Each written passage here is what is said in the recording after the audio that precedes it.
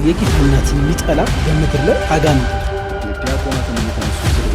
የሚለጨለጨው ጎራዴ ፊት አንገት ለሴፍ እየሰጠ ሴቶች በማህፀናቸው ሳት እየተጨመረ የሞቱበት እውነት ነው። ኢየሩሳሌም ወደ ግሸን ማርያም እንዳቅም ሄጂ ብትሳለም የ40 ቀን ልጅ ሆኜ በመጣ ብለህ ነው ስለ ድነት ራሱ ስለ ክርስቶስ መስበክ ይቅርታ የሚያስጠይቅ አይመስለኝም። ኢሚዲየትሊ ስምህን በማጥፋት በማሸማቅ አካላዊ ጥቃት ሁሉ ለማድረስ ወደማይመለስ የቤተክርስቲያኑ መሪዎች ነን የሚል ግሩፕ አለ። ጸጋዬ ማለት ገንዘቡን ኢንቨስት እያደረገ ነው የእግዚአብሔርን ቃል ሰዎች እንዲሰሙ የሚያደርገው። ዩቲዩብ ቻናሉና ቲቪው እንዳይተላለፍ ምናምን ምን አደረገ ስትል ክርስቶስን ለመሰበክ። ወንጌል አማኙም ውስጥ እኔ ታድሶ ያስፈልጋል ባይ ነው። ታድሶ ሳይሆን ፈርሶ መሰራት ያለበት ይመስለኛል። ኤቲኤም አባዛለሁ ገንዘብ አባዛለሁ ማለት እንዲህ አይነት ወንጌል አለ።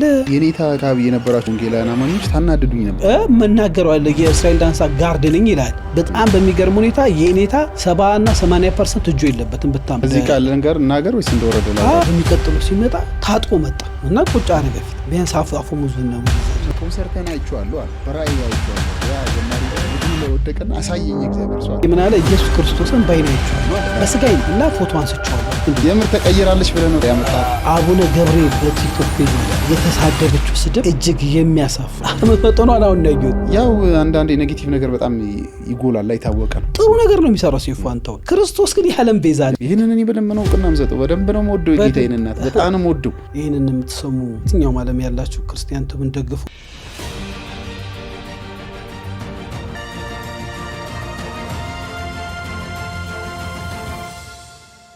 ሰላም ጤና ይስጥልኝ የተከበራችሁ ተመልካቾቻችን እንዴት ናችሁ? የጌታ ኢየሱስ ክርስቶስ ጸጋና ሰላም በያላችሁበት ይብዛላችሁ።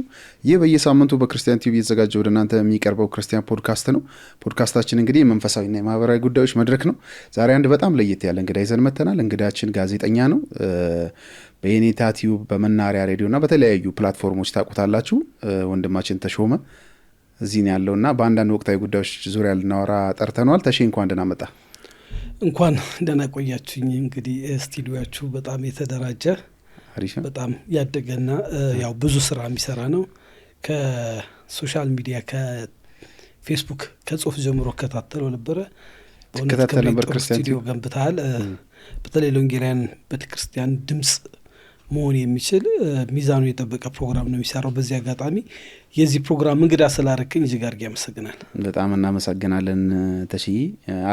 ጥሩ እንደዚህ አበረታቶን የጀመረ የለም አንተ ነው የመጀመሪያው። ዛሬ እንግዲህ የጠራው በጣም በወቅታዊ ጉዳዮች በአንዳንድ ወቅታዊ ጉዳዮች ዙሪያ እንድናወራ ነውና ሰሞኑን እንግዲህ የኢትዮጵያ ኦርቶዶክስ ተዋሕዶ ቤተክርስቲያን ጳጳስ የሆኑት አቡነ ገብርኤል በአንድ መድረክ ላይ በፍኖተ ጽድቅ ጉባኤ ላይ ተገኝተው ኢየሱስ ክርስቶስ ብቸኛ ቤዛ ነው፣ ሌላ ቤዛ የለም ከኢየሱስ ውጭ የሚል ነገር ተናገሩ። ከዚህ ይሄ ንግግር ወደ ሶሻል ሚዲያ ወጥቶ በጣም ቫይራል ሆኖ ስቲል እስካሁን ድረስ አልበረደም፣ መነጋገሪያ ነው። ከዛ አንተን የጠራውበት ምክንያት ደግሞ በደቂቀ እስጢፋኖስ ዙሪያ ደቂቀ እስጢፋኖስ እንግዲህ በ15ኛው 16ኛው መቶ ክፍለ ዘመን በኢትዮጵያ የመጀመሪያው የተሐድሶ እንቅስቃሴ ያ ነው ተብሎ ነው የሚገመተው። እንግዲህ ደቂቀ እስጢፋኖስ ዙሪያ ፊልም እየሰራችሁ እንደነበር ከዘማሪት ሶፊያ ጋር አስታውሳለሁ። መጽሐፍም ደግሞ እየጻፍክ ነው፣ በጣም በቅርብ ይወጣል። በመጀመሪያ ያን ቪዲዮ ስታይና ስትሰማ ምን ተሰማ? ከታላቋ ቤተክርስቲያን ጳጳስ እንደዚህ አይነት ነገር ስትሰማ ምን ተሰማ ከሚለው እንጀምር። ቀጥሎ ደግሞ ያኔ ከነበረው አንተ አሁን እየጻፍከው ካለው የታድሶ እንቅስቃሴ ጋር ይሄኛው ይገናኛሉ የሚለውን ነገር ብናወራ ደስ ይለኛል። እጅግ አድርጌ አመሰግናለሁ ክብሬ። እንግዲህ እኛ አባት አትደንግጡ ብሏል ሲናገርልህ ካልክ ለምን ስለ ክርስቶስ ቤዛነት እቺ እናት ቤተክርስቲያን ከኢትዮጵያዊ ጃንደረባ ጀምሮ ትናገረው የነበረ ነው። አሁን ብዙ አዲስ ትምህርት የሚመስለውም አለ። እንግዲህ በኢትዮጵያ ኦርቶዶክስ ተዋሕዶ ቤተክርስቲያን ሊቃውንቶች ገለጻ ኢትዮጵያዊ ጃንደረባ ባኮስ ይባላል እና በጣም በዚህ አጋጣሚ ትንሽ ስለሱ ብናወራ ጥሩ ነውና ኢትዮጵያዊ ጃንደረባ እንግዲህ ብሉይ ኪዳን መስዋዕት በሚደረግበት በኢየሩሳሌም በኢትዮጵያ እንግዲህ እጅግ ባለጸጋ እንደነበረ የንግስቲቷም እንደ ገንዘብ ያዥ የነበረ ባኮስ ነው የሚሉት የኢትዮጵያ ኦርቶዶክስ ተዋሕዶ ቤተክርስቲያን። በሚገርም ሁኔታ እሱ ሄድበት የነበረው ሰረገላ ከተለያየ ጽሁፍ ያገኘሁት ነው የምነግርህ።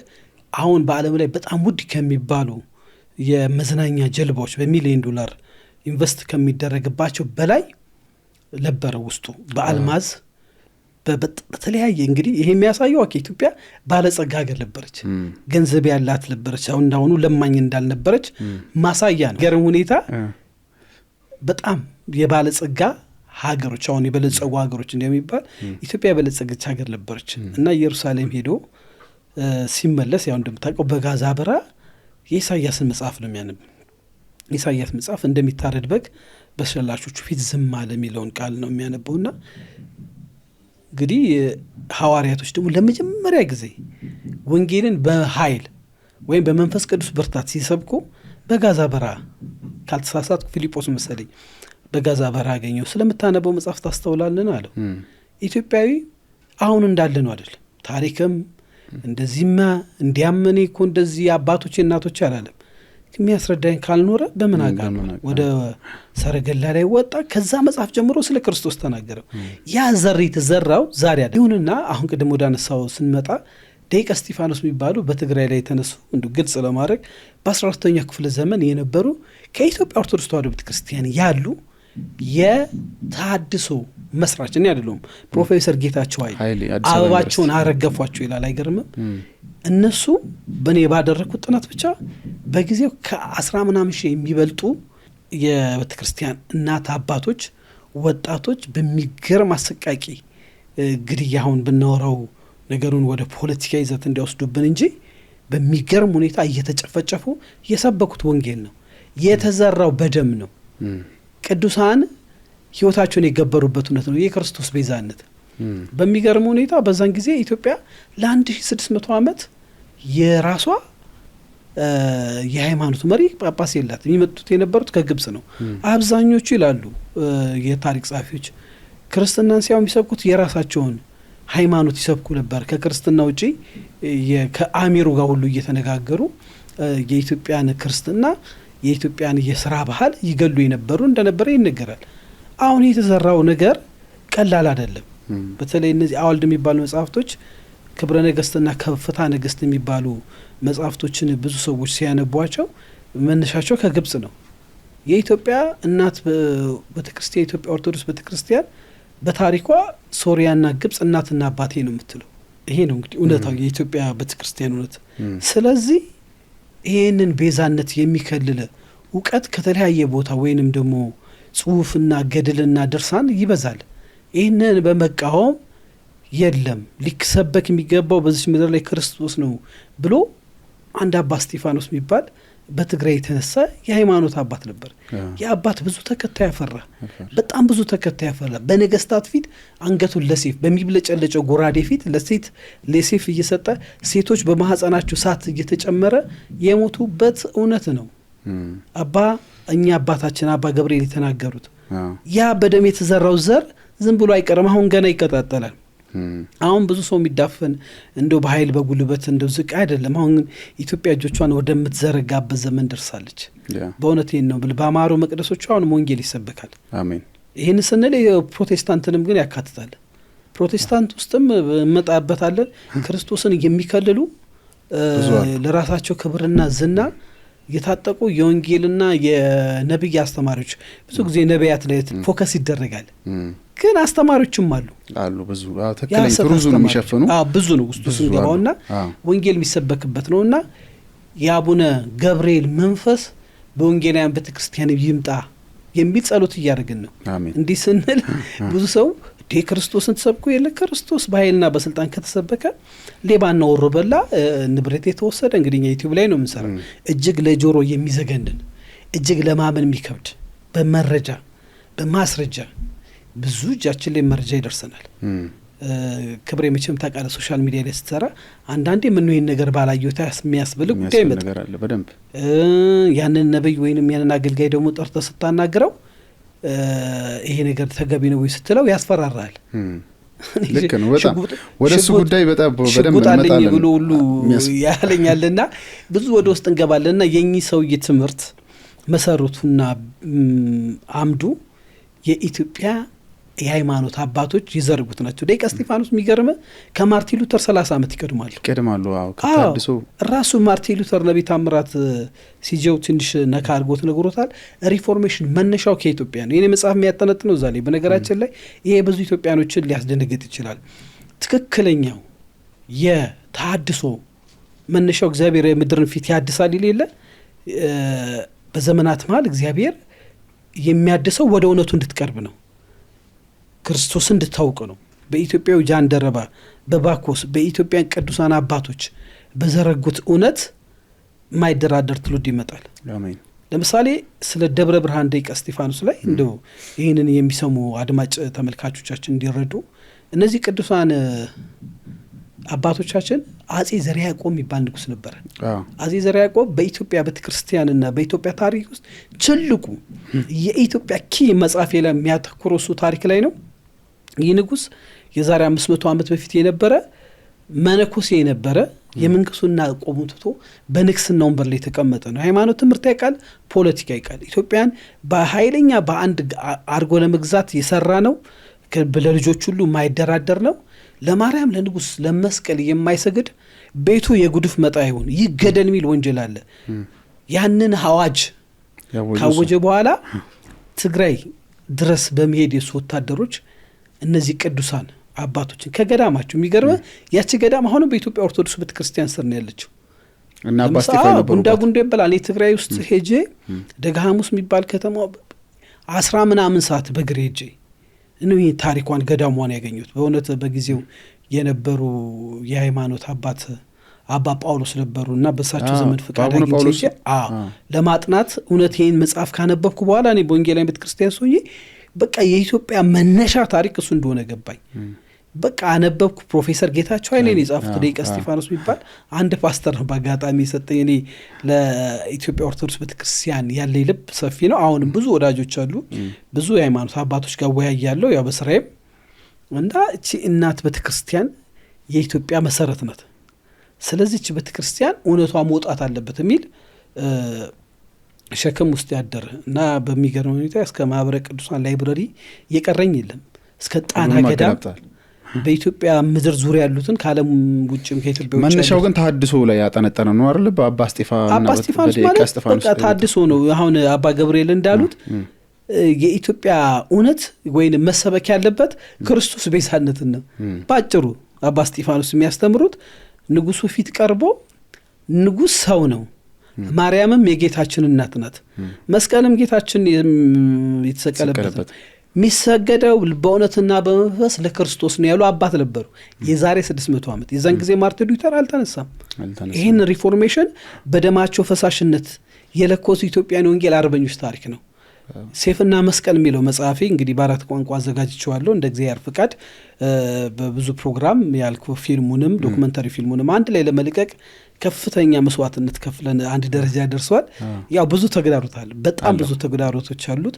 እሱ በጣም ብዙ ነገር ይቀየራል ብዬ አምናለሁ። በደንብ አንደኛ የተሐድሶውን በዛ ዘመን የነበረው የና አባስቴፋ 6 ነው 8 የሚሆኑ ኢትዮጵያውያን ፕሮፌሰሮችና የታሪክ ሰዎች ባይገርም ፕሮፌሰር ጌታቸው ኃይሌ የሳቸው ቃለ መጠይቅ የፕሮፌሰር መስፍን፣ ፕሮፌሰር ኤፍሬም፣ ፕሮፌሰር ታምራት እነሱን በዚህ ጉዳይ ላይ አናግራል ወይስ ከተው መጋቢ አዲስ እሸቱ ጋሽ ካሳይ ገብረ እግዚአብሔር የኢትዮጵያ ኦርቶዶክስ ተዋሕዶ ቤተክርስቲያን ጋዜጠኛ ሞተዋል። አብዛኞቹ በሚገርም ይህን ታሪክ ተናግረው የነበሩት ግርማ ኤልያስ 70%ዎቹ ሞተዋል። እኔ ጉንዱ ሄጄ በእውነቴን ነው የምልህ ደቂቀ እስጢፋኖስ የሚል ኦሪጂናል ገድሉ ማለት ነው በግዕዝ የተጻፈ ኦሪጂናሉ ፕሮፌሰር ጌታቸው አሊ ከግዕዝ ወደ አማርኛ የተረጎሙት እና እንዳየው የአባቶቻችን ታሪክ እኔ እንግዲህ የዛን ጊዜ በወንጌል ማምን ነኝ። ብታምንም ባታምንም ከተቻለ ቪዲዮ እንሰጣለሁ። 10 ምናምን ሰዓት ትግራይ ውስጥ በቃ እንዲህ አይነት ተራራና መሬት በምድር ላይ አለ ብላ አታስብ። አንዱን ተራራ ስትጨርስ ሌላ ይጠብቃል። አንዱ ይዞኝ የሚሄዱት ሰውዬ እዚች ጋር ይለዋል። 10 ሰዓት ማለት ተራራና ምናምን በጣም ማመን የሚያቀት ቦታ ነው። ከኤርታሌ ጀርባ ነው። ኤርትራ ቦርደር ላይ ያለ ጉንዶ ደብረ ገርዚን ማርያም ትባላለች እና የመዝገብ ቤታቸው ሲከፈት የኢትዮጵያ ታሪክ ያለው መጽሐፍ እዛ ነው። በነገራችን ላይ በጣም ታሪካዊ ገዳም ናት። ግራኛ አህመድ ያን ሁሉ ቤተክርስቲያን እያቃጠለ ከምስራቅ ኢትዮጵያ ተነስቶ እዛ ትግራይ ሲደርስ እዛ ገዳም ጋር ይደርስና ያያታል ገዳሟን ታውቃለህ። ደብረ ሊባኖስን ሁሉ አቃጥሎ ወርቁን ይዘርፈዋል። እነሷን ገዳም አይቶ ሊያቃጥላት ሲል እዚያ ያሉት ሰዎች እቺ እኮ እንደናንተ ይሉታል አይገርም በአንድ አምላክ የሚያምኑ ቅዱሳኖች ያሉበት ነው ሲላቸው ተዋት። የሚገርም ግን እዛ ላይብራሪ ውስጥ የተደበቀው የኢትዮጵያ ኦርቶዶክስ ተዋሕዶ ቤተክርስቲያን የገድል መጽሐፍ ማመን ነው የሚያቅት። የሊቀ እስጢፋኖስን በዓይኔ ልየው አልኳቸው። እሺ ብሎ ፈቀዱልኝ። በእውነቴን ነው የምልህ ተሳለምኩት። አባቶቻችን በደማቸው ፈሳሽነት ስለ ክርስቶስ የጻፉት የገድል መጽሐፋቸው እኮ ብታየው ሙሉ ለሙሉ ከ500 ዓመት በፊት ምንም ያልተቀላቀለበት ስለ ክርስቶስ አዳኝነት በደማቸው ፈሳሽነት የጻፉት የገድል መጽሐፍ ነው። ያ ገድል መጽሐፍ ዋን ታይም ሊጠፋ ይችላል ብዬ ለመንኳቸው። በቪዲዮ ቀረጽኩት ፔጅ ባይ ፔጅ ቀዳው እና አሁን ትልቅ ማዕከል ለማቋቋም አስቤያለሁ። ያ ማዕከል የኢትዮጵያ መካከለኛው ዘመን የኢትዮጵያ ታሪክ፣ የፖለቲካ፣ የሃይማኖት፣ የኢኮኖሚ ሪፎርሜሽን ያለው መካከለኛው ዘመን ነው። በነገራችን ላይ ዓለም ላይ ብትሄድ ራሱ ሉተር ከተነሳ በኋላ አይደል ዓለም የተለወጠው። ከሱ የቀደሙ ኢትዮጵያኖች ዓለም ራሱ የሚጎበኘው ይህንን ገዳም ፕሮቴስታንቱም ኦርቶዶክሱም ካቶሊኩም መጥቶ የሚያየው የሪፎርሜሽን ዋና ቤዝና መሰረት እንዲሆን አጥብቀን እየሰራ ነው። ለዛ ነው ፊልም የሰራ ነው፣ ዶክመንተሪ ፊልም የሰራ ነው እና አባ ገብርኤል የዛ ዘር ናቸው። ይህንን እውነት ያውቁታል። ይህንን እውነት ስለሚያውቁ በድፍረት በቦልድነስ እውነቴን ነው የምልህ እሳቸው ይህንን ሲሰብኩ አባ እስጢፋኖስ በመንፈስ አብሯቸው ከኋላቸው ቆሞ ማይ ነው ይመስለኝ። ድፍረታቸው ቦልድነሳቸው የሊቀ እስጢፋኖስን ታሪክ ስታይ ንጉሱ የግብጽ ጳጳሳቶች አስብ ከተለያየ ዓለም የመጡ የኢትዮጵያን ሃይማኖት እንመራለን ያሉ የውጭ ሰዎች ባሉበት ያ ሁሉ ሰው በተሰበሰበበት ደብረ ብርሃን ከተማ ላይ ሃይማኖታዊ ዲቤት ተደርጎ ነበር። አሁን እንደሚፈራውን ሃይማኖታዊ ዲቤት ይፈራል። የዛን ጊዜ ግራይ እሳቸው ቆመው ንጉሱን አንተ አሉት። እንዴት አንተ ትለኛለህ? አንቱ አትለኝም? ምን እንዳለው ተቀል አባስ እንኳን አንተን እግዚአብሔር አባታችንን አንተ አባታዬ እግዚአብሔር ነው የምንሉት ንጉስ አንድ ሰው አይደለም የሚሉ ደፋሮች ነበሩ። ከእግዚአብሔር ውጪ ከእውነት ውጪ የማይደራደሩ ግን እነዚህ ሰዎች ፕሮቴስታንት አይደሉም። የታድሶ መሪ ናቸው። በቃ ወደ መጽሐፍ ቅዱስ ወደ እውነቱ ወደ ክርስቶስ መመለስ ናቸው። በፍጹም ከክርስቶስ ውጭ አይሰበክም የሚሉ ቅዱሳን አባቶች ያላት ቤተክርስቲያን ናትና አቡነ ገብርኤል የንሳቸው ፍሬዎች ናቸውና ይቅርታ ለምን እንደጠየቁ ባይገባኝም ስለ ክርስቶስ መስበክ ይቅርታ የሚያስጠይቅ አይመስለኝም። የኢትዮጵያ ኦርቶዶክስ ቤተክርስቲያን ታሪክን በጣም ጎልጉለ ብታነበው የክርስቶስን ቤዛነት የምትሰብክ ቤተክርስቲያን መጣባቸው። በጣም ከአሰቡት ውጪ በጣም ስድብ ማለት አንዳንድ ዝም ብሎ ዲያቆናትም እየተነሱ ይስድቧቸው ጀመር። ምን መሰለህ እንግዲህ እሳቸው ጳጳስ ተብለው ቁጭ ብለው የዚህ እንግዲህ የምስራቅ ሸዋ ሀገረ ስብከት ሊቀ ጳጳስ ናቸው አቡነ ገብርኤል። በዛ ፖዚሽን ቁጭ ብለው በፖለቲካ የተሾሙ ይሏቸዋል። ማይሏ ያላሏቸው ነገር የለም። አሁን እነ ዲያቆን ሄኖክ ኃይሌን ጨምሮ በጣም ያልሰደቧቸው የስድብ አይነት የለም። ምን አይታል አይደለ? ከዛ በኋላ የደረሰባቸው ነገር እዚህ ላይ እንድናወራ ፈልጋለሁ ማለት ምን መሰለህ የቤተክርስቲያኑ መሪዎች ነን የሚል ግሩፕ አለ። ጠንካራ ግሩፕ፣ ዝም ብሎ ግሩፕ አይደለም። ኢሚዲየትሊ ስምህን በማጥፋት በማሸማቀቅ አካላዊ ጥቃት ሁሉ ለማድረስ ወደማይመለስ ግሩፕ አለ እና ያ ግሩፕ ነው እሳቸው ላይ የተነሳባቸው። እሳቸው ይሄንን የክርስቶስን ወንጌል ስለሰበኩ ጎሽታ እንኳን ቢቀርባቸው በዚህን ያህል ዘራቸው እዛ ያሉት ሊቀ ጳጳስ ዘር ያሌለው እንደ ቤተክርስቲያኗ ከዘር ከቋንቋ ከነገድ የተዋጀች ነው ተጥቆ ከዚህ ዘር ነው የመጡት ይላቸዋል። በቋንቋቸው በዘራቸው ይበይኗቸዋል። በፖለቲካ የተሾሙ ናቸው ይላቸዋል። ስለ ፖለቲካ ቤተክርስቲያን ሱ ቢነሳከው ብዙ ነገር መባል ይችላል እንደ ቦታው ስላልሆነ ማለት ነውና በበኋላ ግን ሄኖክ ኃይሌን ጽሁፍ አላዩትም። ዲያቆን ሄኖክ ኃይሌ የሳቸው ላይ በጣም ሄኖክ ኃይሌ ማለትም የጃንደረባው ፕሮግራም በጣም የሚገርም እሱ በማርያም ጉዳይ ቢዝነሱ ነው። ይቅርታ በደፍረት ስናገር መጽሐፍም ጽፏል። እያለቀሰም ቪዲዮ አይቼዋለሁ። የጌታ እናትን የሚጠላ በምድር ላይ አጋንንት ብቻ ነው። የጌታ እናት የሚገባትን ክብር አለ ምሳሌ በወንጌላዊት ቤተክርስቲያን ራሱ ብዙ ሲሰበክም ሰምተን አናውቅም። ንጽሕና ቅድስት ብፁዕ እንደሆነች መጽሐፍ ይነገራል። የጌታ እናት ናት። የጌታ እናት ማያከብር አለ ብዬ አላስብም። አንዳንድ በወንጌላውያን ቤተክርስቲያናት ያላወቁ በብሽሽቅ ሃይማኖታዊ ክርክር ውስጥ ያሉ ከማርያም እኩል ነን ምናምን የሚሉ አሉ። አይደለም። የጌታ እናት ናት። ክብር ለሚገባው ክብር እንሰጣለን። ዲያቆን ሄኖክ ኃይሌ ጃንደረባው ትውልድ ብሎ ወጣቶችን ቦሌ መድኃኔዓለም ሲዘምሩ ነበረ እና አብዛኛው ብዙ ወጣት የበዓል ቀን ወይም ፋሲካ ኢቭ ውጪ ስለሚያደርስ ሲዘፍን ሲጨፍር ከሚውል ይዘምር ተብሎ ነው። ግን አንድ ቀን ብቻ እኮ አይደለም። ከዛ በኋላ አብዛኛው ወጣት ናይት ክለብ ነው የሚያሳልፈው። ለምን ዴብዝ ያለው እውነት ያለው ትምህርት መሰጠት አለበት። ዘመድኩን በቀለ ስለሱ እኮ ብዙ ብሏል። ከአሁን ከሞቱት ከካቶሊክ ጳጳስ ጋር ቫቲካን ሄዶ ብዙ አይነት ሚስጥራዊ ነገሮች እኮ ብዙ ስለሱም ተብሎ ይታወቃልና እሳቸውን የመስደብ አቅም አለው እንዴ ብዬ አስባለሁ። ለምን እኚህ በቤተ ክርስቲያኑ የተሾሙ ሊቀ ጳጳስ ናቸው። ሊቀ ጳጳስን ማዋረድ ተገቢ ነው እንዴ? ሲጀመር አሁን የሊቃውንት ጉባኤ ራሱ ሲኖዶሱ የሚመለከታቸው አካል እሳቸው ሊጠይቁ ሊያናግሩ ፕሮግራም ይዟል። የሚመለከታቸው እነሱ ናቸው። እሱ የሚሆነው እኔ በጣም ይቅርታ በዚህ አጋጣሚ ዘማሪያ የሚባለው ታውቋል። ዘማሪያ የሚባል ጎበዝ ሰባኪ ያለው ወጣት አሁን ብዙ ሶሻል ሚዲያ ላይ እሳቸውን ለመናገር አቅም የለንም አይገርምም? እንደዚህም ደግሞ በሳል ልጀማል አየ። ይሄ ግን ግሩፑና ቲፎዞን ሰብስቦ እሳቸውን ጎሽ ለመባል ልክልካቸው እንዴት ይሄ ሃይማኖት አባት ይሄ አሁን የሃይማኖት አባት ቢያጠፋ መጽሐፍ ቅዱስ ላይ ያለውን ትዝ ይላል። አባታቸው ተኝቶ አይነት ነገር ነው እየተናገረውና ንስሐ ቢገባ ይሻላል። ንስሐ ቢገባ እሱና በመሰሎቹ ንስሐ ቢገቡ ይሻላል። ክርስቶስን ስለሰበክ በዚህ ልክ መዋረድና የምትሳደብ ከሆንክ አንተ ባጭሩ የክርስቶስ ጠላት ነህ። በደንብ ያው ቢዝነስ ነው እየሰሩ ያሉት እንዳልከው ቢዝነሳቸው ነው። ለአንዳንዶቹ ቢዝነሳቸው ነው። ስለዚህ ከዛ ነገር ያ ነገር ሲነካ በዛ ሲመጣባቸው አይወዱም። ለዛ ነው አምርሮ የተቃወሙት። ጸጋዬንም ራሱ ከነነፍጡ ሲመጣ ምናምን ጸጋዬ ማለት የፍኖተ ጽድቅ በደንብ እኔ እንደውም ያስቀናኛል። ማለት ገንዘቡን ኢንቨስት እያደረገ ገንዘቡን አሁን በጣም ብዙ የዚህ ሀገር ባለሀብት የሚታማው ገንዘብ ለሴት ነው በብዛት የሚያወጣው። እሱ ገንዘቡን እያወጣ ነው የእግዚአብሔርን ቃል ሰዎች እንዲሰሙ የሚያደርገው። ኢንቨስት ነው የሚያደርገው። የሚያገኘው ነገር ያለ አይመስለኝም እኔ ከዛ እና እሱንም ሲሰድብ አይቼ ትንሽ እንትን ብሎ ስለነበር ይጠየቁ። በሚገርም ሁኔታ በጣም ያስቀ እንግዲህ ብዙ ባለሀብቶች ስታይ ብዙ ስለ ሁሉንም ማለት አይደለም። ገንዘብ ያለው አካል ናይት ክለብ ሴት ጭላይ ነው ዶላር እና ብር ሲበትን በዚህ ዘይት ብርቅ በነበረበት ሀገር ውስጥ ብዙ ነገር እናያለን። ጸጋዬ ግን ምን አደረገ? ትልቅ ካምፓኒ ያለው እዛ ውስጥ የፕሮግራም መድረክ አዘጋጅቶ በሚገርም ሁኔታ ዘማሪያኖች ኳሊቲ ያለው ሳውንድ አይታል ሳውንድ ሲስተም ዘርግቶ ኢንቨስት አድርጎ ነው ጽግሽን ይወለ። በዚህ አጋጣሚ ፍኖተ ጽድቅ ሊመሰረት አካባቢ የማግኘት እድል ገጥሞ ይነበረ።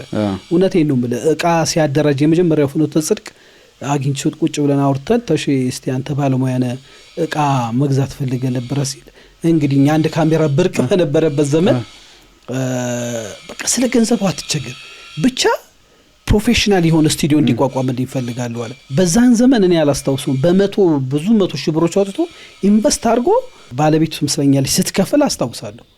ፍኖተ ጽድቅ ሲመሰረት ማለት ነው። አዳራሹን ምኑን አሳይቶኛል። ጸጋዬ ዓላማው ወንጌል እንዲሰበክ ነው። ወንጌል የሚሰበከው ደግሞ በክርስቶስ ቶን ነው እንጂ እኮ ፕሮቴስታንት እኮ መሆን ይችላል። ይሄ ሰው የሚከለክለው አለ እንዴ? ግን እሱ ሸክምና እውነት ውስጡ ስላለው ዝማሬው ፕሮቴስታንቶች ሁሉ ወደውት ሲዘመር ታድሶ ነው። ታፔላ አለ በቃ አንድ ስም ይለጠፍብሃል።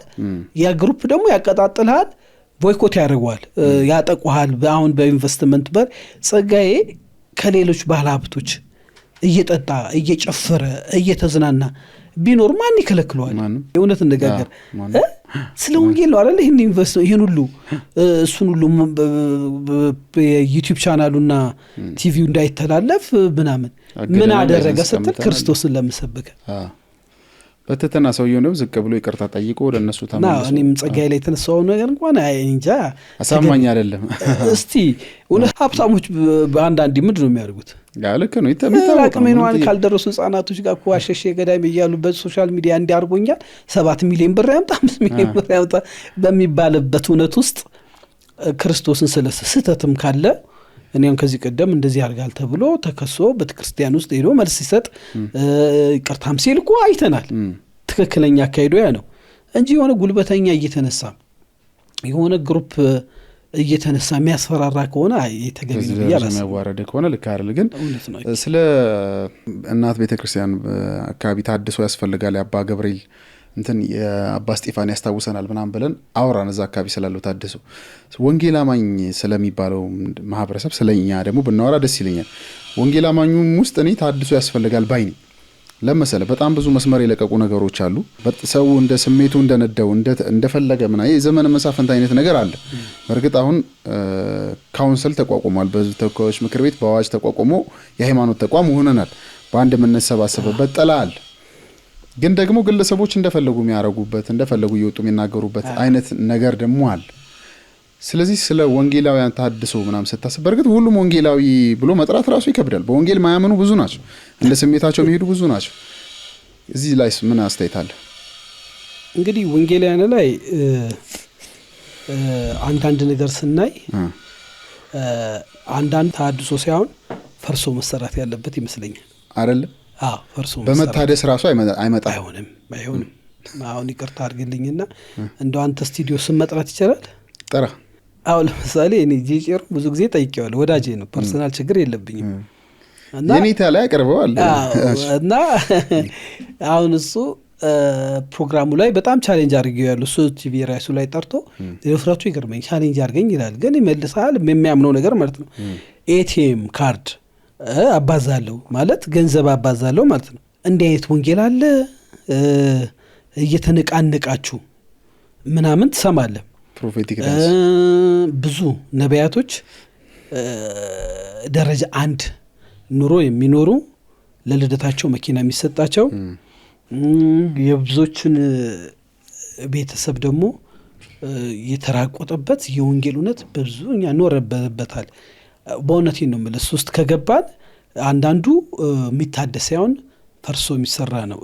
ደግሞ እውቀት አለን የሚሉ አሉ። የራሳቸው ሃይ ክላስ የወንጌል ግሩፕም አለ ሌላውን ማያስጠጋ ስትመጣ የሚጠየፍን እንጂ ጉባኤያቸው ውስጥ መግባት የምትችል አይመስለኝም።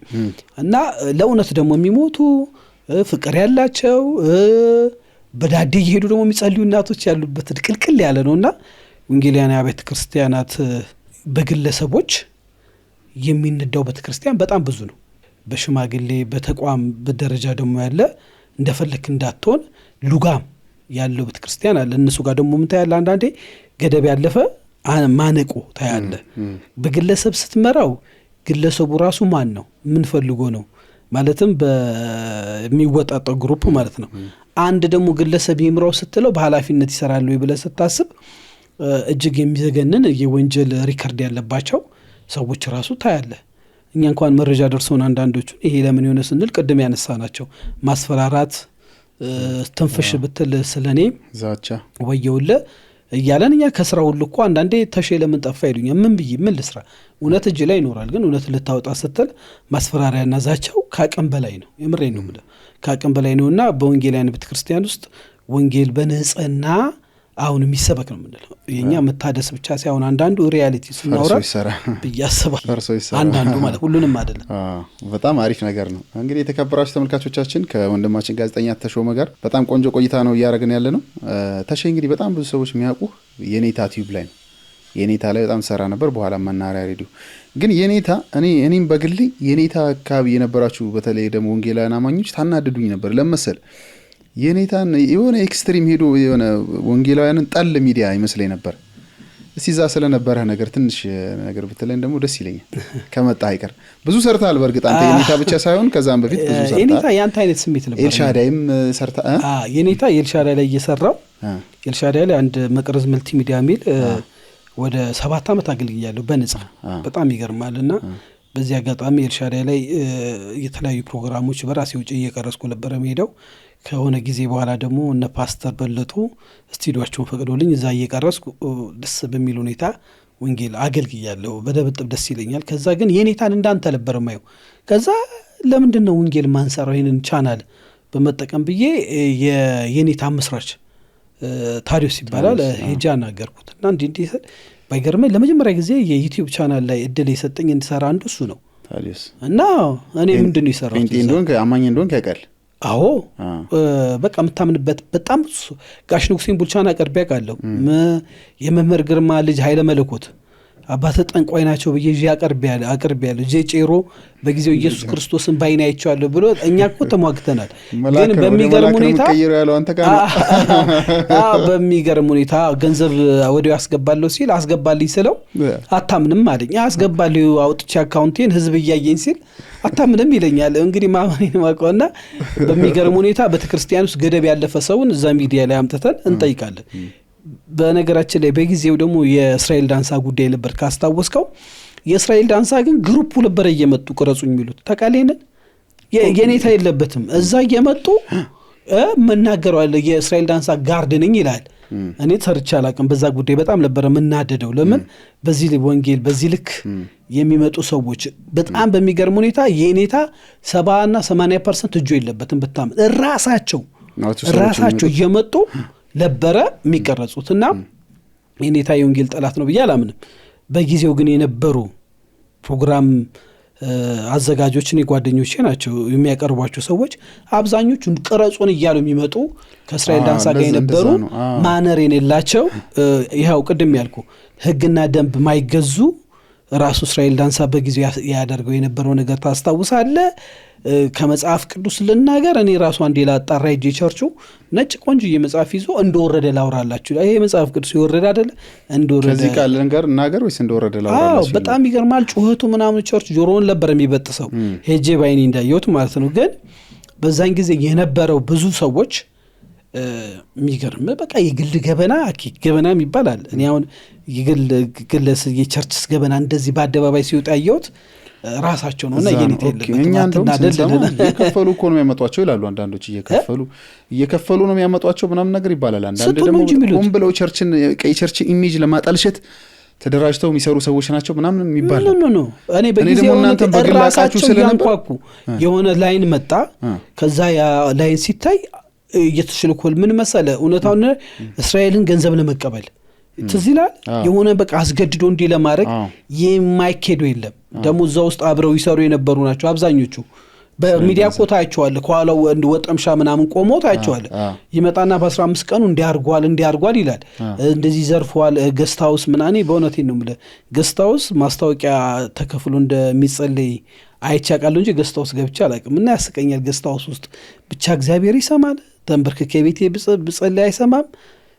ገስታውስ 10,000 15,000 ብር ከፍለ ጸልይ በፊትም ብዙ ብለናል ተቋውመናልና ይህንን ይሰሩ የነበሩት ራሳቸው እየመጡ አብዛኛው ሌላውን ነገር ግን ያላዩትን ነገር በእውነት እና እኔ የኔታን አንድ ትልቅ ትምህርት ቤት አግኝቼበታለሁ። ትክክለኛ ደግሞ ብዙ እውነት ያላቸው ሰዎች መጋቢ ትኩኑን አሁን አቅርቤ ነበር ስለ መጨረሻው ዘመን እድሉን አግኝቼ ብዙ ፖለቲከኞችም ምናምን እነ ልደቱን ምናምን ብዙ አቅርበሃለሁ። የኔታኮ በጣም ብዙ ፖለቲካው እንግዲህ ያው እነ ልደቱ አያሌው እነ ኢንጂነር ይልቃል አሁን ብዙዎች ተቋሚ የነበሩ የፖለቲካ ሰዎች ሰርቻለሁ። ሌላ ዩቲዩብ ደግሞ እስክንድርንም አወሉ አብዲ አሁን የኦሮሚያ ምክትል ፕሬዚዳንት የሆኑት አንዳፍታ ላይ ነው እነሱን ይሰራው የኔታ ላይ ነው። አቶ አወሉን የኔታ ላይ ነው ይያቸው የቀረብኩት። አቶ አወሉ አብዲ እስክንድርን ሀሌታ ላይ ነው የቀረብኩትና እነዚህ አሁን አብዛኞቹ የሚገርም የሞተው የማነ ንጉስ ታቋለ ፈንቅል አደራጀ የኔታ ይያለውና ያው ፖለቲካና ሃይማኖት ብዙ ልዩነት እንደሌለው ስለማቅ ያንን ይዤ ቀርባለሁ እንጂ ፖለቲካ ሰው አይደለም። ሆስት አድራጊ ነኝ። ፕሮግራም እንዳንተ ማቅረብ ነው። ግን ያው ሰዎቹን ቻሌንጅ ፖለቲካ ሰዎች ስታመጣ እንዲ ኖርማል ይታር ለምታረጋው ቻሌንጅ የምታረጋው አሁን እንደ ሀገር ነው ማሰብ እንደ ሀገር ስለማሰብ የኔታን ያነድ ሰጥቶኛል። በዚህ አጋጣሚ የኔታ ቲዩብ ለኔ ትልቅ ትምህርት ቤት ነው። ከዛ በኋላ አንድ አፍታም ከነ አቶ ታዩ ቦጋላ አሁን እሱ ሙጂ ነው። አብዛኞቹ ይገርማል የፖለቲካ ሰዎች ፖለቲካ ትንታኔዎች አብረን ሰርተናል። የተለያዩ እንግዶች የተለያዩ ዕውቀትና መንሱር ጀማል ለመጀመሪያ ጊዜ አንድ አፍታ ላይ እኔ ይዤ የቀረቡት እሱም ይናገራል። አንተ በዚህ አካሄደ ብዙ ወጣቶች ይከተላሉ ምናምን ስለ አልገባውም ነበረ። ግን ያው መንሱርንም ይዤ ቀርቤያለሁ። ጄጮሮን አንተን ያገነንከው ይሉኛል። ጆይ ጮሮን አንተ ነው እውነት ለመናገር እኔ እዛ ላይ አቅርበህ ጆይ ጮሮና እስራኤል ዳንሳ የሚባሉ ሰዎች የገነኑት በኔታ ነው። ምንም ጥያቄና መልስ የሌለው ጉዳይ ነው። እናንተ ምን እንጀራ መብሉት በእነሱ ይመስለኛል። አትሂዱ ብለን ፕሮግራም እንሰራለን። የሚገርም በንጋታው ሰው ሞልቶ ተርፎ በራፍ ላይ ያስገቡኝ ብሎ ይደባደባል። ፊጋ ታች ድረስ ነበር አልፎ መብራቱን ነበር። አንዴ ምን አለ ኢየሱስ ክርስቶስን ባይኔ አይቼዋለሁ አለ፣ በስጋዬ ነኝ እና ፎቶ አንስቼዋለሁ አለ ዘይኒት። ከዛ በቃ ይሄን በአለም ላይ ይሄን ቪዲዮ እውነቴን ነው የምልህ ከታየ ጉድ ነውና አሳየን ስለው አንተ አታየውም ማለት። ከዛ እሺ ኮሚቴ ላዋቅርና አሳየን ያለው የዚህን ያህል ድፍረት ይዞ የሚመጡም ሰዎች እኮ አሉ። ሰምተህ የለ አንዴ ፓስተር እሱ አሁን የጠራው ሰው የሆነ ስቱዲዮ ላይ እኔም ነበርኩና አንድ ዘማሪ ስቱዲዮ ስለ የፖስተርና የሚሰራበት የሙዚቃ አይደለም የሆነ ኦፊስ እና አንድ ዘማሪ አለ ኮንሰርት ሊያደርግ ነው በጣም በቅርብና በጣም ፌመስ ዘማሪ ነውና ይሄም ያልከው ሰው ነበርና ኮንሰርትን አይቼዋለሁ አለ፣ በራእይ አይቼዋለሁ አለ። ያ ዘማሪው ደግሞ ተንኮለኛ እግሩ ላይ ወደቀና አሳየኝ እግዚአብሔር ሰው አለ። ከዛ አታምንም አለው አንተ እንዳልከው አታምንም አለ። በቃ ማለት ጨነቀው ላበላብ ሆነ ምና እንደዚህ አልመሰለውም ነበር እንደዚህ ኤክስፔክት የሚያደርግ። እኔ ግን አሁን በዚሁ አጋጣሚ ስለ እንግዶች ካነሳ አይቀር መናሪያ ከኔታ በኋላ መናሪያ ሬዲዮ ነው የገባው አይደል? ተሺ መናሪያ ሬዲዮ እየገባ በጣም ባለፈው በጣም መነጋገሪያ ነበር። ከአንድ ሮማን ተስፋ የምትባል ቲክቶከር አመጣና እንደ አጋጣሚ ላይቭ ሆኖ ያወራችው ነገር አንድ ሰው ደውሎ እንትና በርግጥ ሬዲዮ ላይ እና ተቋረጠም ሲባል ያው እንትን ታረጋል አሉ የሆኑ ምልክቶች ነው ለሬዲዮ። ያን ቀን ግን እንደ አጋጣሚ ላይቭ ነበረ መሰለኝ በቪዲዮ። አሁን ሬዲዮ ጣቢያዎች እንደዛ ያሳያሉ። ከዛ በጣም መናገር የሆነ ነበር። ጣቢያው እርምጃ ወስጃለሁ አለ። ምንድን ነበር የተፈጠረው? ስለሱም ብታወራ ደስ ይለኛል። ከመጣይ ስለ እንግዶች ስታወራ ትዝ ብሎኝ ነው። መናኸሪያ ሬዲዮን ያው ጀስት 1 አመት ምናምን ያልሰርቻለሁ ከምስረታው ጀምሮ። የብርሃን መንገድ የሚል ፕሮግራም አለን። የተለያዩ ቤተ እምነት ያሉ ሰዎች ወቅታዊ የሆኑ ጉዳዮች ላይ እናቀርባለን። በጣም ብዙ አድማጮች ሰርተናል። ሮማንን እንግዲህ ኢትዮጵያ ስትመጣ አግኝቻት ስለ ኢትዮጵያ መልካም ነገር ስታወራ ያው ታውቃታለህ። ቲክቶክ ላይ ያለች ሴት ናት። ግን ቲክቶክ ላይ በጣም የሆነ እንትን ይለቀቀ ምን አይነት ነገር አሁን በዚህ አጋጣሚ ምን መሰለ በአንተ ፕሮግራም ይቅርታ መጠየቅ እፈልጋለሁ። ለመጀመሪያ ጊዜ ካቀረብኳቸው ሰዎች በጣም አዝኜ ይቅርታ የምጠይቀው በሷ ነው። መናኸሪያ ሬዲዮንም በዚህ አጋጣሚ ይቅርታ የምጠይቀው ስህተት ሰርቼ አይደለም፣ እነሱም በሄዱበት መንገድ ስለሄድኩ አይደለም። አቡነ ገብርኤልን በቲክቶክ ፔጇ ላይ የተሳደበችው ስድብ እጅግ የሚያሳፍር የሃይማኖት ሰው ሆና ማለት ነው ዝም ማለት ሲገባት እውነት ስህተት ሰርቻለሁ ለመጀመሪያ ጊዜ በእውነት በጣም ነው ያዘንኩባት። በፍጹም እኔ እሷ በጊዜው ካየ ክብርት ከንቲባዋን አደነቀች፣ ከተማዋን ያየችውን ነገር ተናገረች፣ ያንን አስተላለፉ።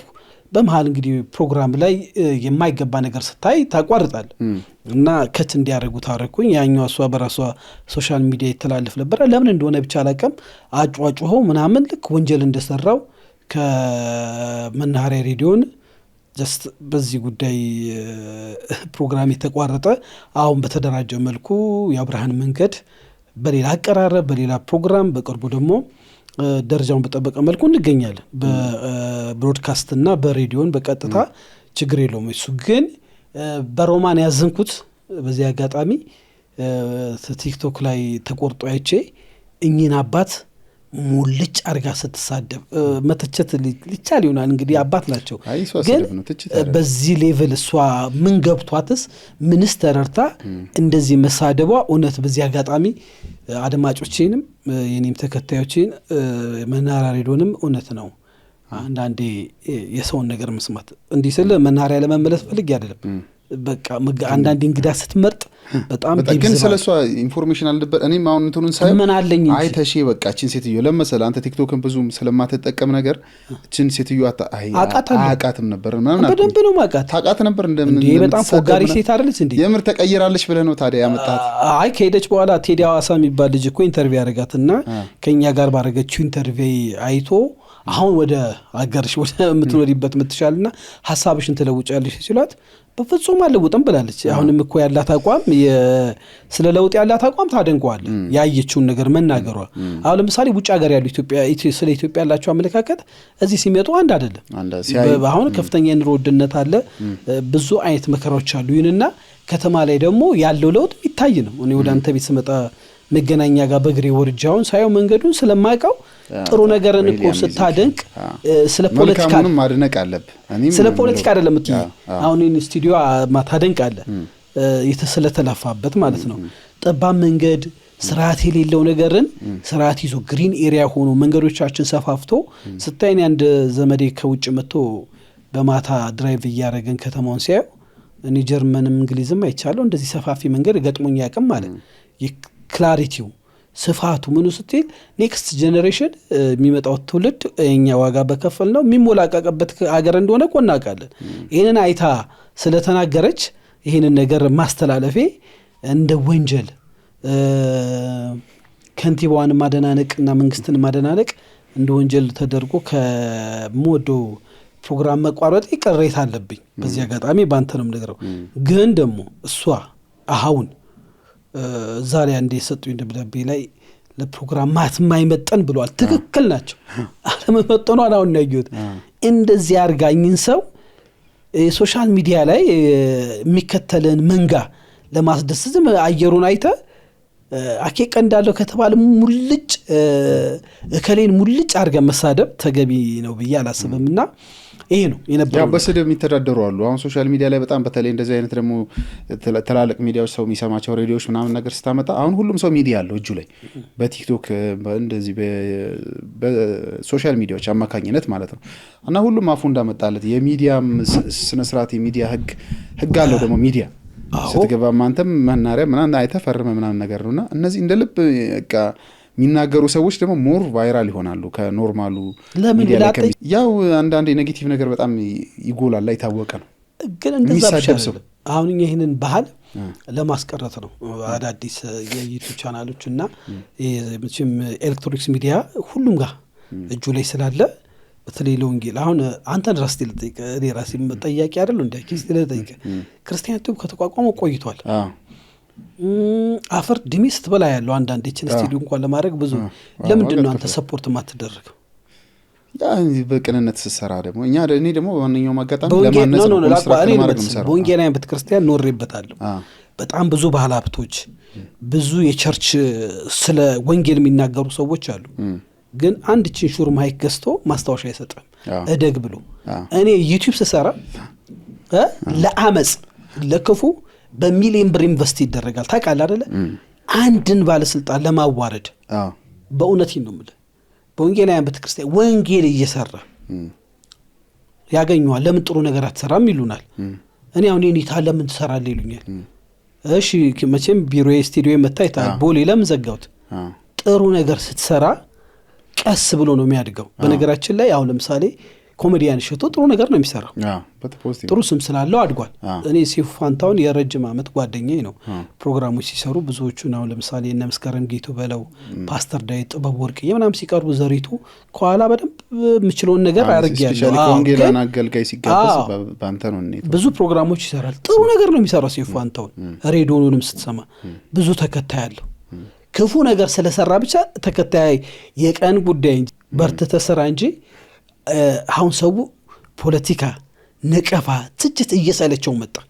ገብቷል። የሆነ ማህበረሰብ በመሳደብ በመዘርጠጥ በማዋረድ የተቃኘ ግሩፕ ነበረ። አሁን ግን ህዝቡ እየበሰለ ሲመጣ እያወቀ ሲመጣ ወደዚህ መጥቷል። እና ይሄን ፕሮግራም ሰብስክራይብ ላይክ ሼር አድርጉና አሳድጉ። ለምን ጥሩ ነገር መስማት ይጠቅማል። የተዘራበት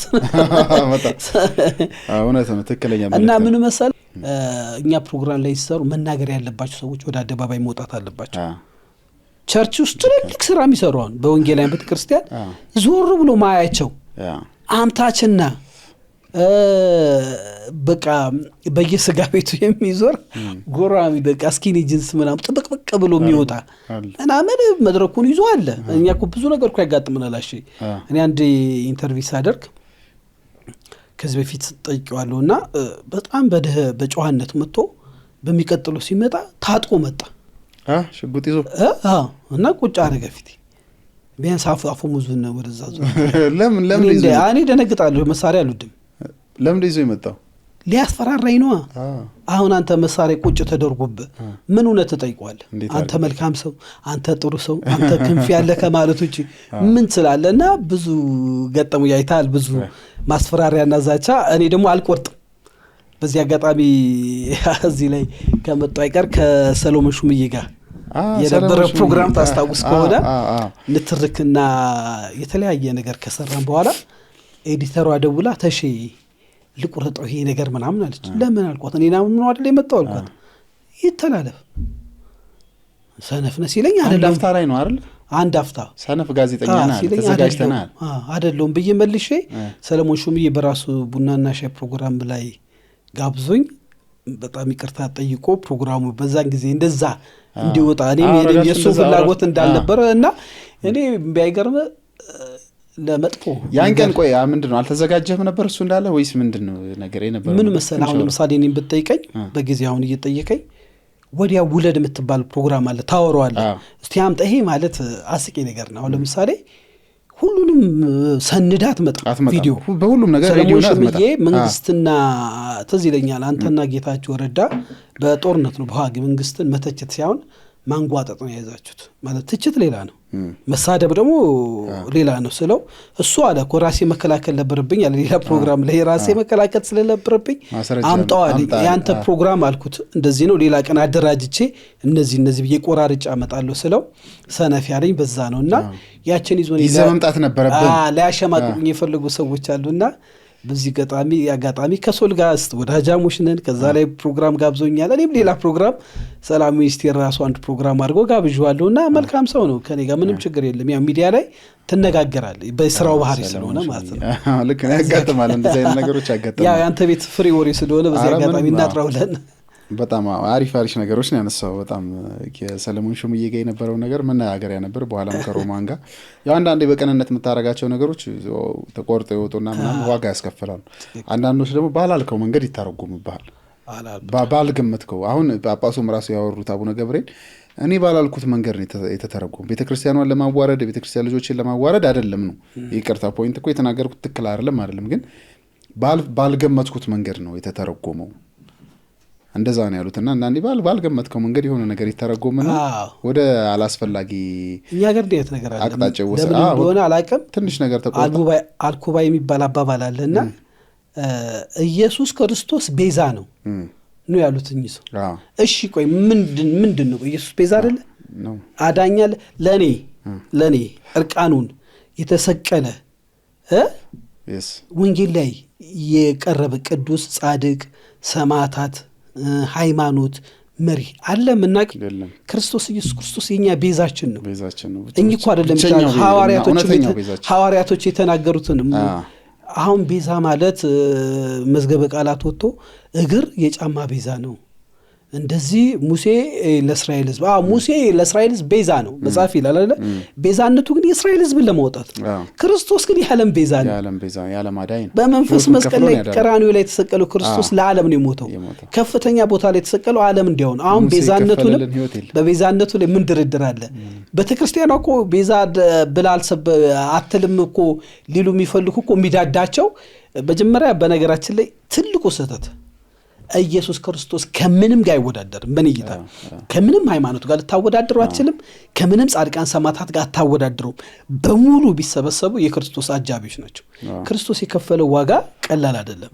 ቀራንዮ መስቀል ድረስ እንደሚነዳበት እንደ ሸላቾቹ ፊት ዝም ያለ የተዋረደ ሰውን ለማዳን ክብሩን ጥሎ የባሪያ መልክ ይዞ በመሃላችን የተገኘ ኢየሱስ ክርስቶስን ጌትነትን መናገር ሃይማኖት አይደለም፣ ህይወት ነው።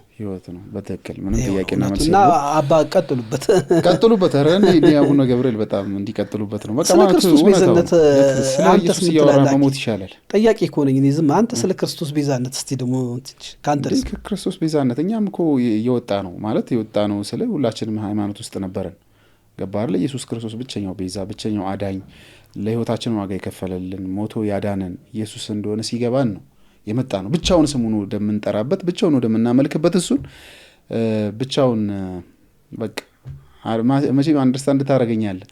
ብዙ የሃይማኖት እንትኖች ነበሩ። እኔ አሁን ድህነትን ሳስብ ሩቅ ነው። ድህነትን ሳስብ ለምሳሌ አሁን አንዳንዴ ግሸን ማርያም ዳግማዊት ኢየሩሳሌም ትባላለች። ግሸን ማርያም ሄዶ የተሳለመ የ40 ቀን ልጅ ሆኖ ይመጣል የሚባል ነገር ነበር። ቤተክርስቲያን ውስጥ እያገለገልክ ሰንበት ትምህርት ቤት እየተማርክ ያገለገልክ እየጾምክ እንትን እያደረክ ራሱ በድህነት ላይ እርግጠኛ መሆን አትችልም። ሄጄ አንድ ቀን ኢየሩሳሌም ወይ ግሸን ማርያም እንዳቅም ሄጄ ብሳለም የ40 ቀን ልጅ ሆኜ ብመጣ ብለህ ነው ስለ ድህነት ራሱ ገባህ አይደለ? ኢየሱስ ክርስቶስን እንደ ግል አዳኝ አምነህ ስትቀበል የህይወት ጌታ አድርገህ ስትሾም ግን ያኔ በድነት ራሱ እርግጠኛ ያረጋግጥልሃል። መንፈስ ቅዱስ ኮንፈርሜሽን ይሰጣል። ልዩነቱ ይሄ ነው። እና ሰው በሃይማኖት ዶክትሪን ይሄን አንደርስታንድ ሊያደርገው አይችልም። ዶክትሪን ያስፈልጋል፣ ዶግማ ግድ ነው። ግን በዛ እንትን አታደርገውም። እና ብቸኛ ቤዛችን ኢየሱስ ነው። በቃ ሌላ አትችልም። በቃ ቤዛነቱን ልታቆሙ አትችልም። የሚያዋጣው ቤዛነቱን አጥብቆ መስበክ ነው። በቃ ሌላ ምንም ነገር የለም። ከሆነ እንትን የሚያወጣ የሆነ የሃይማኖት ስራ ስላስፈጸምክ ሳይሆን የእሱን ቤዛነት ስለሰበክ ነው። ነፃ የምትወጣው ደግሞ እሱ ነው። በቃ ብቸኛ ቤዛ እሱን አድርገህ ስትቀበል ነው። ብቻ ወደ ሌላ አንተን አንወሰደው። ተጠያቂው አንተ ነህ። ቅድስት ድንግል ማርያም ጌታ ለወለደች እናት ለሆነች ለእሷ ቤዛዋ ማን ነው? ብጽዕት ናት። ለእሷም ኢየሱስ ነው፣ ክርስቶስ ነው። ግን ምን መሰለህ አንድ የሆነ የተሳሳተ አመለካከት አለ ኢትዮጵያ ምድር ላይ። ወንጌላውያን አማኞች ወይም ደግሞ በተለምዶ ፕሮቴስታንት ጴንጤ የሚባሉት ማርያም ጠል አድርጎ የመሳል ነገር አለ። ፈጽሞ እንደዛ አይደለም። ፈጽሞ ማለት የጌታን እናት ሰው እንዴት ሊጠላ ይችላል? መጽሐፍ ቅዱስ እንደሚላት እኮ ቅድስት ነች፣ ብጽዕት ነች፣ ከሴቶች መካከል የተባረከች ነች። ይህንን እኔ በደንብ ነው እውቅና የምሰጠው። በደንብ ነው የምወደው የጌታዬን እናት፣ በጣም ነው የምወደው። ገባህ? ግን እንደሚገባ መጽሐፍ ቅዱስ እንደሚል ታላቅ አይምሮ ብሎ አንድ መጽሐፍ ጽፎ ነበርና ያ በወንጌላውያን ቤተክርስቲያኑ ስለ ማርያም በደንብ አይሰበክም። ግን አንዳንድ ቦታ ደግሞ እኔ ሰምቼ አውቃለሁ ስለ ማርያምን እንዴት የእምነት ሰው እንደሆነች የሚሰብኩ አሉ። ግን ምንድነው መጋቢ ሐዲስ እሸቱን ከዚህ ቀደም ጠይቂያቸው ነበር የኔታ ላይና እንዲህ ያሉ አስታውሰዋለሁ። ስለ ክርስቶስ ቤዛ ስለ ክርስቶስ አዳኝነት መድረክ ላይ እየተወረገረገ የሚሰብክ ፓስተር ስለ ማርያም መናገር አይችልም አሉ። እውነት እኮ ነው። ስለ ማርያም የጌታ እናት በአግባቡ በልኩ መጽሐፍ ቅዱስ እንደሚለው መናገር አለብን። በዛ መጠን መውደድ አለብን። እንደ ማንኛውም ሴት አይደለችም ማርያም። አንዳንድ ከሴቶች መካከል የተባረከች ነች ማርያም። ልክ ኩዩ የሆነ አይነት የብሽሽቅ ሃይማኖት ያስቀኛል። እዚህ ሀገር የሚያስጠላ ይቅርታ፣ የብሽሽቅ ፖለቲካና የብሽሽቅ ሃይማኖት ይሄ እግር ኳስ አይደለም። እግር ኳስ በትኳስ ትበሻሸቃለህ። ፖለቲካ ላይ ስትበሻሸቅ የሰው ህይወት እያስከፈለን ነው። ታውቃለህ አይደለ?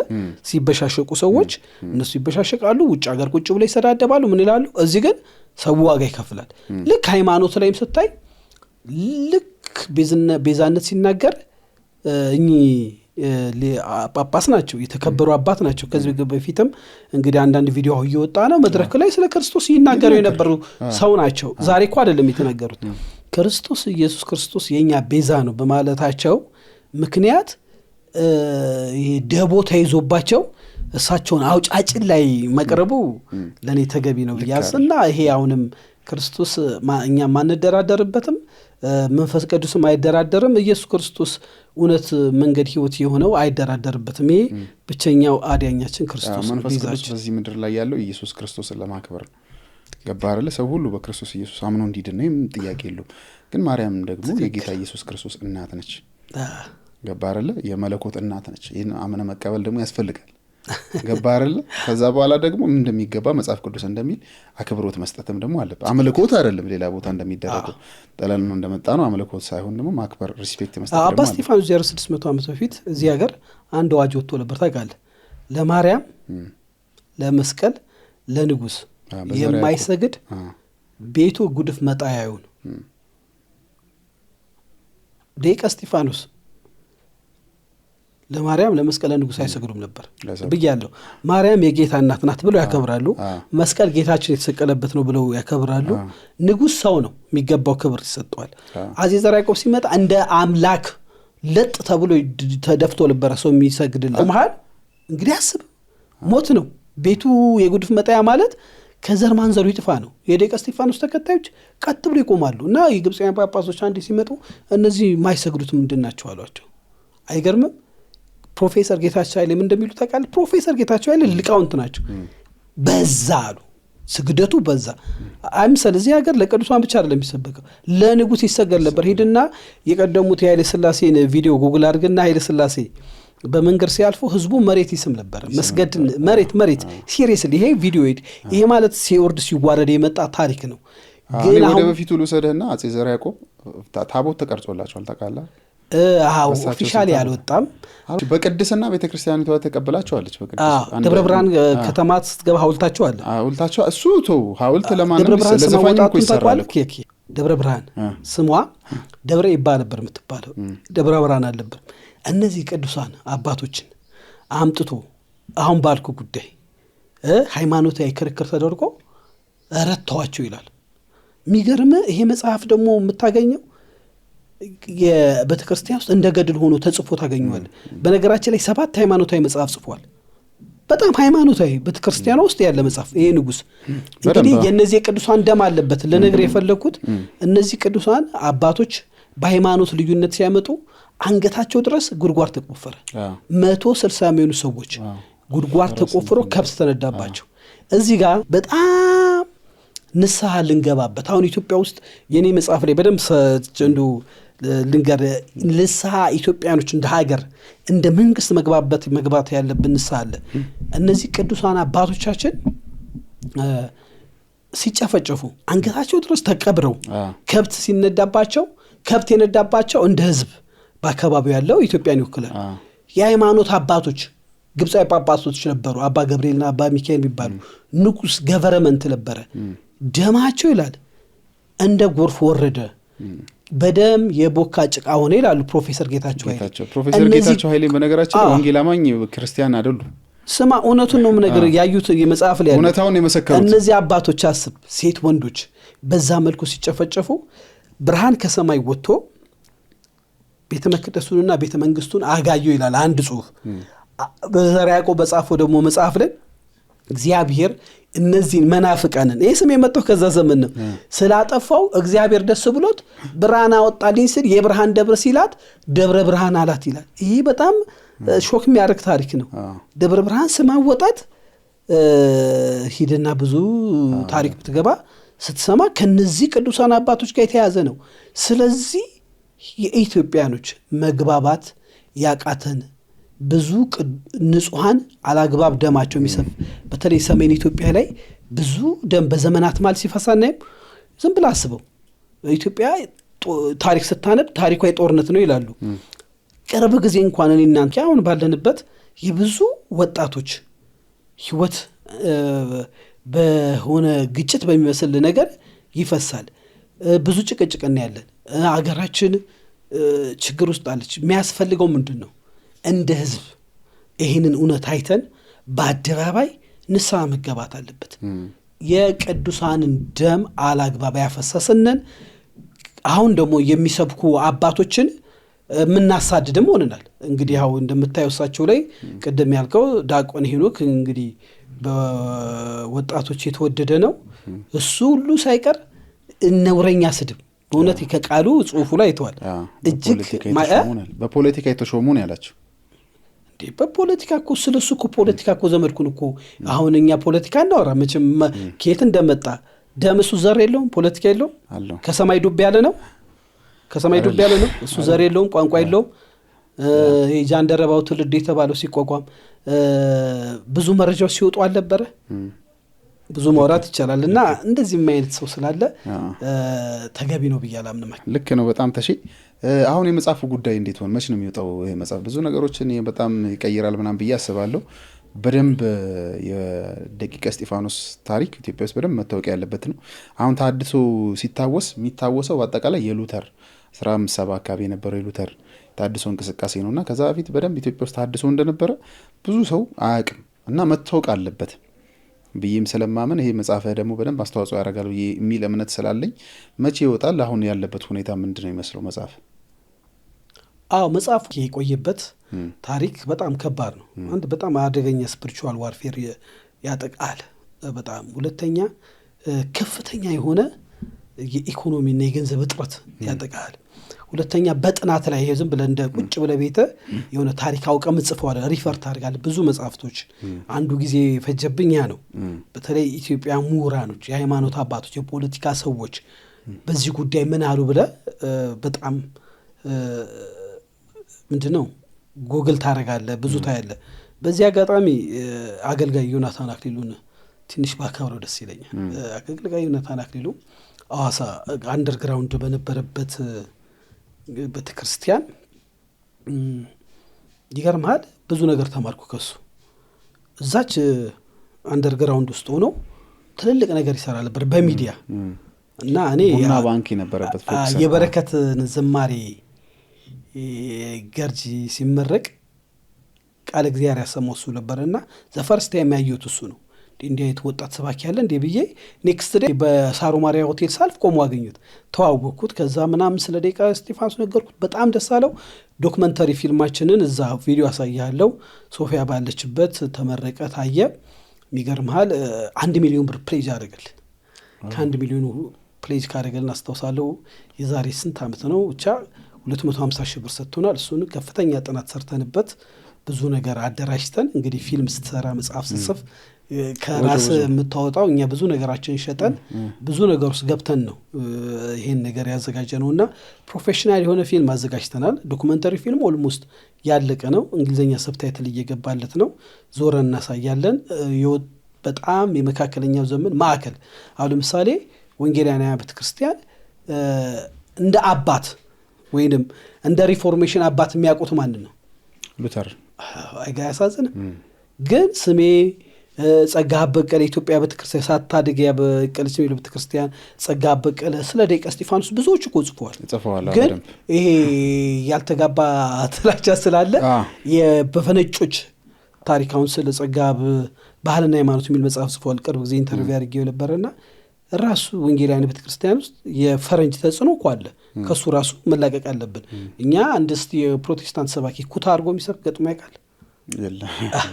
ምሳሌ ነው።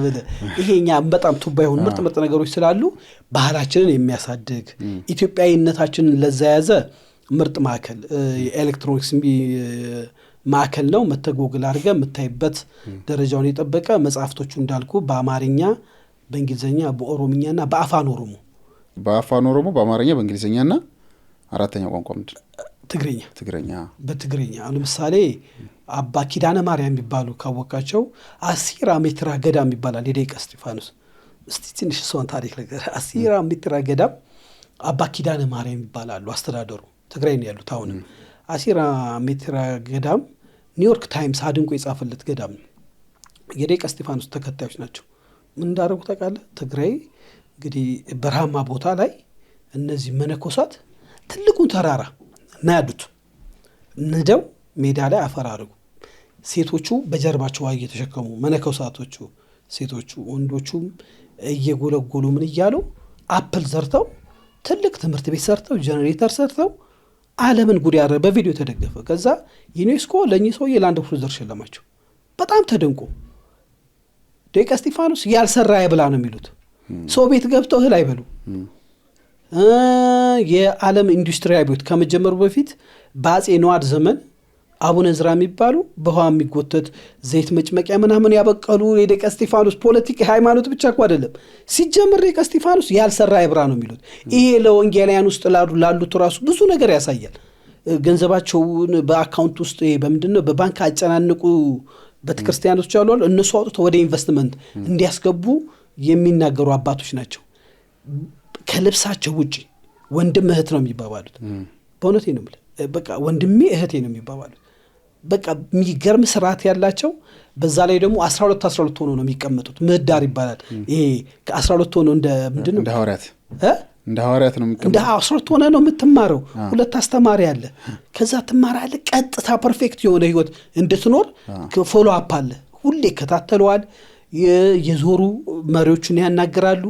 በዛ ላይ ደግሞ ፐርፌክት የሆነ የመጽሐፍ ቅዱስ መረዳት አላቸው። ይሄ ዓለምን የሚያስደንቅ ነው። ይህንን ሁሉ ለማሳየት ነው ጥረት የምናደርገውና በዚህ አጋጣሚ ይህንን ፕሮግራም ሲኒማውን ታውቃለህ? ብስራት የሚባል በጣም ምርጥ ፊልም የሚሰራ በነፃን ይቀርጽልኝ ታሪኩን ወዶት ሶፊያ ሽባባው ባለሽበት እግዚአብሔር አንቺንም ልጆችሽን የሚወዱ በእውነቴ ነው። ምግብ ይዛ ሶፊያ እየተሸከመች ቀረጻውን በነፃ ሶፊያ ዋጋ ከፍላ ከኔ ጋር በእውነቴ ነው በጫካ ውስጥ እያደረች ስትቀርጽ ሶፊያ ቪዲዮ ያሳያለሁ። ጌታ ምስክሬ ነው።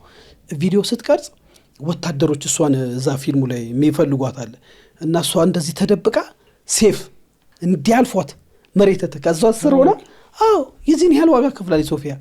በጣም ብዙ ዋጋ ከፍላለች። እውነቴን ነው የምልህ። እና በዚህ አጋጣሚ ዮናታንም አክሊሉ ሶፊያ ታምራት ሲዜ ደግሞ ፈቅዶልን አንድ የዶኩመንተሪ ፊልም አሳይታልና በተለይ በወንጌል የሚያምኑ በየትኛውም ዓለም ያለ ማንኛውም ኦርቶዶክስም ይሁን ካቶሊክም ሲፈልግ እስላምም ይሁን የፖለቲካም ሲሆን ቢሆን ለዚህ ቪዥን አብሮ ቢቆም ጥሩ ነው እና አብሮ ተያያዥነት ያለው ደግሞ እንደዚህ ጥሩ የሆነ ብሮድካስት የሆነ ሚዲያ በተለይ የኢትዮጵያ ሪፎርሜሽን ላይ የሚያተኩር ብዙ ሰዎች እንግዲህ ካለ ልምድ ከፖለቲካ ከምናምን ወደ አሁን ደግሞ እንደዚህ ያ ጊዜው ስለሆነ እዚህ ላይ የሚያተኩር ነገር እናደርጋለንና በቅርቡ አዲስ ነገር ጠብቅ። በጣም እንጠብቃለን። በጣም ደስ ብሎኛል ተሼ። እንግዲህ በጣም ቆንጆ ቆይታ ነበር ያደረግነው። ብዙ ነገሮችን አንስተናል። በእኔ በኩል እንግዲህ ነበሩኝ ጥያቄዎች ይጨርሻለሁ። የምትለን ነገር ካለ መጨረሻ ላይ እድሉ ልስጥ። አዎ እኔ እንዳንተ አይነት ወጣት በወንጌላውያን ቤተክርስቲያን ውስጥ ሚዲያ ላይ ወንጌል አዚስ ታይም እየተሰበከ ያለው ሚዲያ ላይ ነው። እንግዲህ አሁን ያ ሁሉ የምናየው ስድብ ያ ሁሉ የፖለቲካ ግርግር እኔ ስለማውቀው ዋና ቀኝ ክንዳቸው ምንድን ነው? ሚዲያ ነው። ሚዲያ ነው። ሚዲያን ኮንትሮል ያደረገ ማንኛውም ግሩፕ ድምፁ ይሰማል። አሁን ሁሉ ነገር ያለው ስልኩ ላይ ነው። ስለዚህ ክርስቲያን ቲዩብን መጀመሪያ ሰብስክራይብ ያርጉ፣ ከዛ ላይክ ያርጉ። አድራሻን ደግሞ ካዘጋጀ ስቱዲዮን ያጠናክሩልን። እውነቴን ነው በዚህ በጠባብ ሁኔታ ጥሩ ስቱዲዮ ነው ቢሆንም ለምን ዘና ባለ መልኩ ኢንተርቪው የሚደረግበት ነገር ለምን አይሆንም? የምሬን ነው የምነግርህ። አንተ ወጣት ልጅ ነህ፣ የተለያዩ ስራዎች ከዩኒቨርሲቲ ከወጣ በኋላ ስትሰራ ያለውና በቃ ቀኝ እጅን ይደግፉ። ቸርችም ይሁኑ ሌላም ግሩፕ ይሁን ብቻ ያገዘ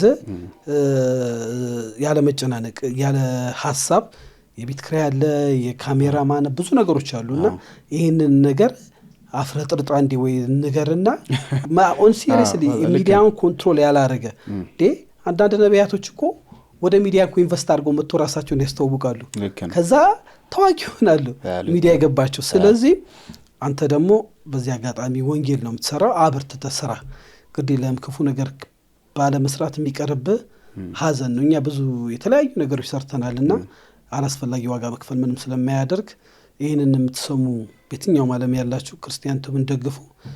ስለጋበዝከኝ አመሰግናለሁ። በጣም አመሰግናለሁ ተሼ። እንግዲህ ቆንጆ ቆይታ ነበረን፣ ብዙዎች ይማሩበታል ብለን እናስባለን። መጽሐፍ ሲወጣ ደግሞ በደንብ እናስተዋውቃለን። እኛም የሚጠበቅብንን ኃላፊነታችንን እንወጣለን፣ በዚህ ቃል እንገባለን። የተከበራችሁ ተመልካቾቻችን እንግዲህ ከወንድማችን ጋዜጠኛ ተሼ ጋር የነበረን ቆይታ ይህን ይመስል ነበር። ሳምንት ከሌላ እንግዳ ጋር እንመጣለን። እስከዛው ሁላችንም እግዚአብሔር በያለንበት ይጠብቀን፣ ይባርከን። ሰላም።